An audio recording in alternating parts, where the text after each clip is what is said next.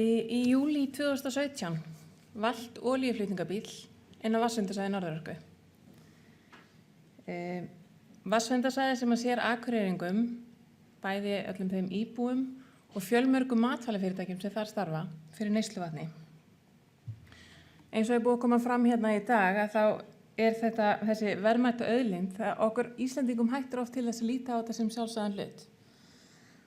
Og það er í rauninni ekki fyrir eitthvað kemur upp á sem að fólk gerir sér grein fyrir alvarleika þess að öryggi drykkjarvatnsins sé ógnað. Ég ætla að segja ykkur aðeins svona hlaupa yfir þessa klukkutíma sem voru ansi strembnir og erfiðir hjá okkur í Norðurorku, mjög krefjandi, í stuttu máli.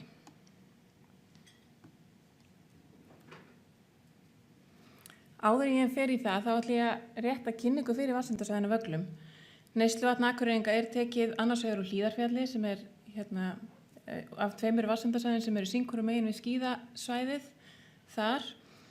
Það er í rauninni vatn sem að bara, þetta er lindasvæði og þetta rennur niður í bæ og er bara svona fyrsta flokks vatnsverndarsvæði, þau bæði. Hins vegar þurfum við líka að sækja vatn á Vagli í Hörgárdal. Þar erum við að dæla vatni upp úr holum sem hafa verið boraðar ofan í áreyrarnar og dælum því upp úr holunum í fyrsta lagi og svo í bæinn með tilheyrandi kostnaði. Á myndinni þá sjáum við hvað þetta er gríðarlega stórt vatnsverndarsvæði. Þetta er fjarsvæði sem þið sjáum þarna á myndinni. Þetta er í rauninni annars flokks vatnsverndarsvæði, það er að segja það er bara út af áhættunni og ógnunum sem að þarna steðja að. Það er ekkert að gæðum vatnsins. En það eru margar ógnir sem eru þarna á svæðinu og ekki síst sú ógn að þjóðvegur númer 1 liggur í gegnum grannsvæðið og meðfram brunnsvæðinu okkar. Auk þess er náttúrulega búskapur á svæðinu, þetta er landbúnaðarsvæði og við höfum dæmi á svona flugumferðin sem er náttúrulega ógn við öll vatnsból á landinu en núna bara fyrir 2-3 árum þá varð flugslys í Barkárdal sem er einmitt inn á þessu vatnsverndarsvæði. En þess vegna er mjög mikilvægt að við fórum að vinna viðbragðsáætlun vatnsveitu, mjög öflugur hópurinn á Norðurorku sem tók þátt í þeirri vinnu og það er að mörgu að hyggja þegar maður er að smíða viðbragðsáætlun fyrir vatnsveitu. Það er til dæmis að það kemur til vatnsskorts eða þegar við erum rafmagnslaust, við erum háð dælingu í þessu kerfi sem á öðrum. Hvað ætlum við að gera ef að sýni falla hjá okkur, örveru sýni til dæmis sem eru tekin reglulega og eins það ef að upp kæmi mengunarslys, hvernig ætlum við að bregðast við? Og við ræddum þetta svolítið svona ef hitt og þetta var mjög góð vinna sem þarna fór fram og ótrúlega margir vinklar sem komu sem við höfðum ekki hugsað út í upphafi og einhvern veginn vinnan fór með okkur á ótrúlega víða. Rétt bara til að sýna ykkur þetta líka. Þetta er sem sagt kaldavatnsöflunin fyrir Akureyringa og rauðu súlurnar þarna er rennslið úr Hlíðarfjalli og bláa er dælingi frá Vöglum. Eins og við sjáum þá erum við háð Vaglasvæðinu svona alveg helminginn á árinu. Svona ársgrundvelli þá er Hlíðarfjall að anna svona 70-80% af neysluvatnsþörf Akureyringa.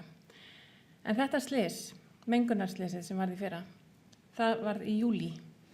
Og þið sjáum við gátum ekki verið heppnari með tímasetningu mánuð ársins. Þetta er reyndar árið á undan en árið í fyrra var mjög sambarilegt. Ég var heima í sumarfríi, annan daginn minn í sumarfríi, þetta var á þriðjudegi, byrjaði í sumarfríi á mánudegi. Var úti að slá garðinn þegar ég fekk SMS í símann. Og hluti af þessari viðbragðsáætlun gekk út á það að koma á þessu samstarfi, kannski mjög stórt atriði og mikilvægt að það komi fram hér, að nú eru vatnsverndarsvæðin okkar komin inn í kortagrunn hjá 112, sem þýðir að þegar verður óhapp innan þessa svæðis þá fær skilgreindur hópur innan Norðurorku SMS, svona skuggaboð, svo kallað. Og þetta er sem sagt SMS sem ég fekk í símann þennan dag, klukkan 10:28 og ég sem þá var ég starfandi gæða umhverfis- og öryggistjóri hjá Norðurorku og ég horfði á símann og hugsaði, ætla ég í alvörinu að vera í sumarfrí í dag? Nei, það eiginlega var eitthvað sem kom bara ekki til greina. Þetta var stóð ofnarri og þó var náttúrulega fullt af flottu samstarfsfólki mínu í Norðurorku sem var í þessari vinnu og hefði örugglega komist í gegnum þetta þó ég hefði ekki farið í vinnu, þá var þetta ekki hægt að sleppa þessu. En við sem sagt, það var strax samstöðutir boðuð neyðarstjórn, kallið saman neyðarstjórn og stjórnstöð virkjuð og við vorum þannig í beinu sambandi við slysstaðinn í gegnum tetrastöðar og síma en símasamband þarna er mjög stopult. Veit ég hvort þið sjáu rauða punktir þarna frekar neðarlega vinstra megin á skjánum. Þar valt þessi olíuflutningabíll, hann var á leið yfir brú, yfir Hörgá og Hörgá liggur svo áfram þarna niður á Vatnsendasvæði og þarna sést, þetta er sem sagt brot af Vatnsendasvæðinu, myndin sem ég sýndi ykkur áðan, en þarna sést líka grannsvæðið og brunnsvæðið og þjóðvegur 1, hvernig hann liggur meðfram brunnsvæðinu okkar. En þarna aðeins innar í Hörgárdal sem sagt var þetta óhapp við bæinn Búðanes og rétt hjá Myrká. Atburðarásin í grófum dráttum var þannig að við fengum þetta SMS 1028, 1035 kom símtal frá lögreglunni þar sem þeir tilkynntu okkur að þetta væri olíuflutningabíll sem hafði oltið á hliðina og fyrstu fréttir voru ekki góðar. Samkvæmt þeim að þá var bíllinn hálfur út í ánni við Búðanes og með 3000 lítra af lítari olíu innanborðs. Við fengum svo annað símtal rétt fyrir 11 þar sem að þetta var aðeins leiðrétt, þar að segja að staðsetningin hann var ekki út í ánni en samkvæmt þeim upplýsingar sem þá bárust að þá voru þær að olía kæmi bæði úr tanknum og úr bílnum. Þannig að starfsfólk Norðurorku var fljótt á staðinn ásamt náttúrulega öllum þeim viðbragðsaðilum sem fara í svona útköll og fulltrúi heilbrigðiseftirlitsins var mættur á fundi klukkan 11:08, 40 mínútum eftir SMS-ið. Og þetta er mynd sem við fengum senda frá lögreglunni, fengum eina mynd og þau höfðu mikið fyrir þessu að koma þessari mynd til okkar vegna þess að það er lélegt símasamband, þannig að lögreglumann smelti þessari mynd og fór heima að bæ og fekk að senda tölvupóst. Þetta er svo önnur mynd sem sýnir í rauninni bara aðstæðurnar að þetta er sérst Hörgáin og minna það að við erum að bora hólur ofan í Áreyrar Hörgár á Vaglasvæðinu þar sem við erum taka vatn. Þannig að þetta var gríðarlega alvarlegt og fleiri myndir af því að eins og við vitum þá segja myndir oft fleiri en 1000 orð, meira en 1000 orð. Þannig að það er ekki hægt að ræða þetta án þess að sýna þessar myndir. Og eins og þið sjáu þá er mjög erfitt að segja til hvort og það hversu mikill leki væri þarna á staðnum. Hann lá á klöpp og í rauninni engilega að segja hvort að þarna undir væri einhver stór steinn sem væri búin að gata tankinn og myndi þá fara að leka þegar við myndum hrófla eitthvað við bílnum. Tankurinn er einfaldur, það kom mér á óvart. Ég einhvern veginn hélt að það væri tvöfaldur tankur á svona bílum, en hann er einfaldur, en er skipt í þessi 3 hólf. Áfram atburðarásina. 11:08 þá voru fleiri starfsmenn komnir á staðinn og það var strax slökkt á dælum. Það var í rauninni gert bara til að við gætum aðeins andað á þessum tíma eins og þið sáu á Súluritinn áðan, þá vorum ekki að dæla vatni til Akureyrar. Það var sveitin þarna í kring sem var að fá vatn og það er svona ágætisböffur í tanknum sem er þarna á staðnum.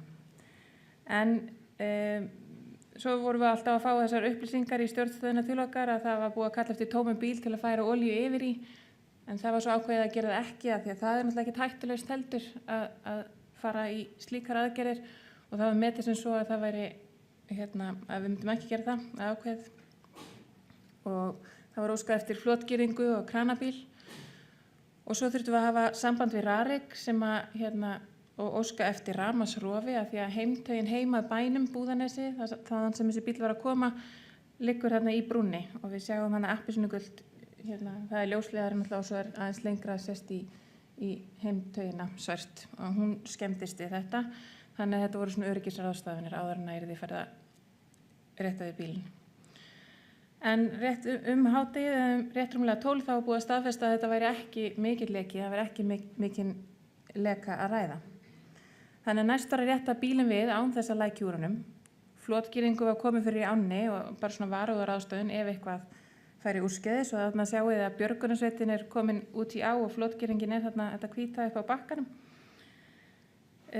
Svo voru festar stroffur í hjólabúnað bílsins og byrjaði að draga og þarna var náttúrulega gríðarlega mikilvægt að vanda til verks og eins og þið sjáið á myndinni að þá eru margir sem koma þarna að, björgunarsveit og slökkvilið og lögregla var ennþá á staðnum á verktakar.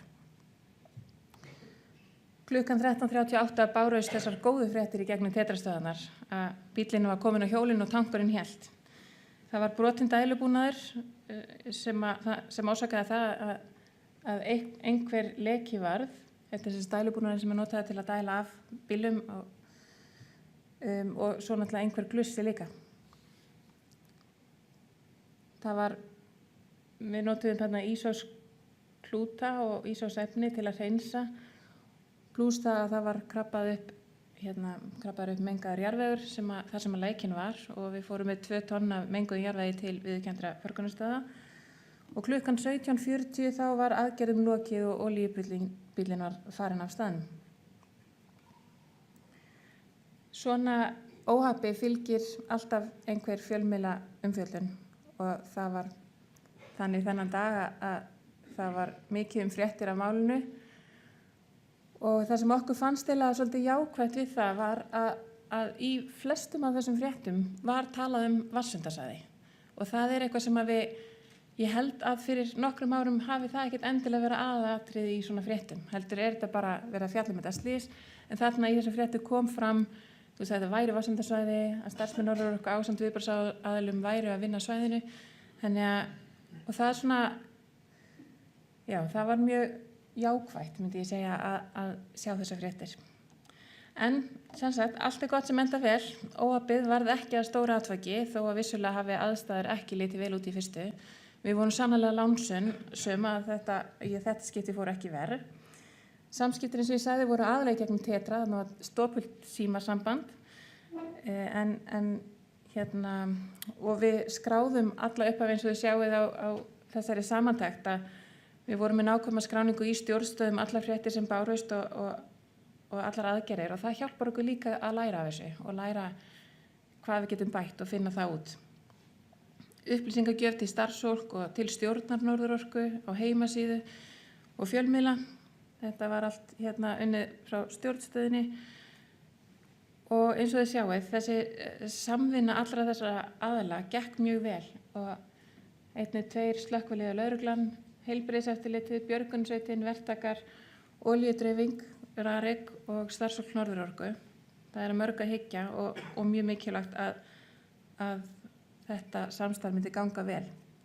Og fyrir landeigendur, við vorum búin að vera, partur af viðbragðsáætluninni var í rauninni að funda með hagsmunaaðilum og það að við skildum vera svona nýlega búin að því þegar þetta kemur upp á, það var ótrúlega dýrmætt í allri þessari vinnu að funda með landeigendum sem voru þarna og gera grein fyrir mikilvægi vatnsverndarinnar, að funda með eins og í Hlíðarfjalli forsvarsmönnum Hlíðarfjalls eða skíðastaða og með 112 og öllum þessum aðilum. Það var bara, við hefðum í rauninni ekki geta verið betur undirbúin þennan dag eins og við vorum þarna. Bara það var eiginlega ótrúlegt lán í óláni að við skildum þó nývera búin að fara í gegnum alla þessa vinnu. Þannig að, ég er greinilega búin að tala mikið, en þannig að með því að koma á samtali við þá sem að málinu koma og stuðla aukinni samvinnu á milli þessara aðila, þá tryggjum við að viðbragðsaðilar þekki hlutverk sitt og viti til hvers ætlast af þeim þegar, ekki ef, heldur þegar verður mengunarslys á vatnsverndarsvæði. Þannig að loka orðið mitt í rauninni bara eitt, það samvinna, það númer 1, 2 og 3, það sem skiptir máli í svona vinnu. Takk fyrir.